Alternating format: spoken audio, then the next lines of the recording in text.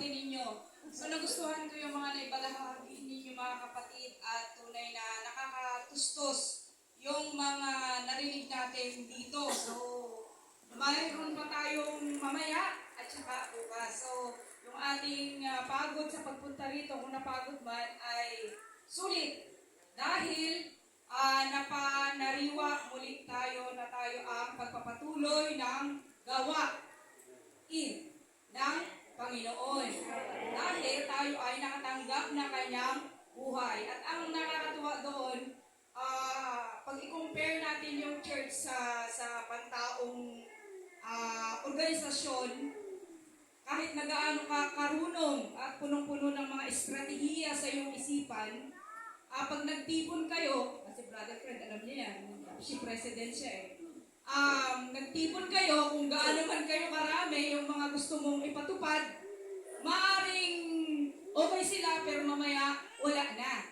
And then mamaya, mag-murmur pa yan sa likod mo. Pero sa buhay eklesiya, kakaiba. Magtaka ka doon sa 120, naging iisang puso't kaisipan sila. Hindi sila nabagot na magkakasama. Naging iisa sila sa puso at kaisipan. Dahil meron silang tatlong bagay na nabanggit. Nawala ito sa anumang organisasyon kahit nagaano sila kahusay at karunong. Wala silang panalangin. Diba? Walang kapangyarihan ng Espiritu na pumupuspos. At higit sa lahat, walang mayamang salita.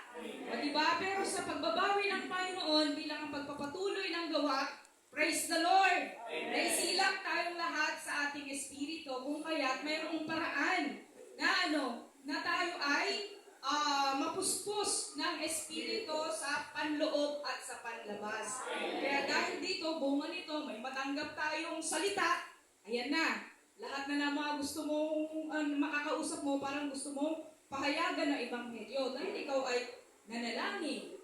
Espiritu, puspos ka na Espiritu at mayaman pa ang iyong salita. Pero kung hindi, ay talagang flat tire.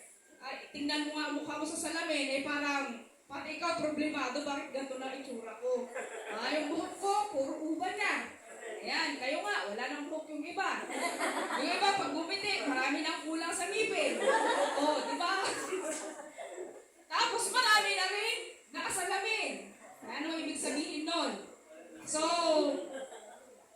mga kapatid, ng Occidental Mindoro at Oriental Mindoro, nag-churching kayo, di ba? Amen! Praise the Lord! Yung mga nagpunta na kay AC, iba yung liwanag na kanilang mga mukha. Pero salamat na lang, meron itong breakout conference. So kahit paano may candy kayong naibigay sa amin. At itong candy na ito, napakayaman. Candy pa lang yun na binigay nila. How much more kung pumunta tayo doon, di ba? Ayan. Kaya pagdating sa mga locality, ang sikreto natin? Hindi yung magkwentuhan at pagplanuhan kung anong dapat natin gawin. At kahit pa mag-usap tayo magdamagyanan, hindi tayo manalangin, ay mamaya maghiwalay na tayo magkaaway. Bakit?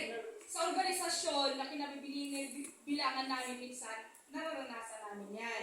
Ano ang problema? Kasi nga, hindi sila o wala silang buhay, walang espiritu. Kaya iba ang karanasan natin kasama ng mga kapatid. Maranasan mo na ang lahat dito sa mundo. Ibabaw, di ba, Brother Boying? Isang biyaya pa rin na tayo ay naibalik sa buhay eklesiya. Bakit? May mga kapatid na nananalangin. Mayroong espiritu na pumupuspos. Ayan, kaya kahit ayaw na natin sana, ayaw na natin magtulong, sister. Kami na lang nagkikita sa sablayan. Mga paglakad ay paika-ika na. Mamaya susunod na rin ako paika-ika. Di pa rin kami ganun nadadagdagan. Isipin mo ang Panginoon gumagawa. Yan, tingnan mo nga ang mata mo, Jen, sabi ni Lord.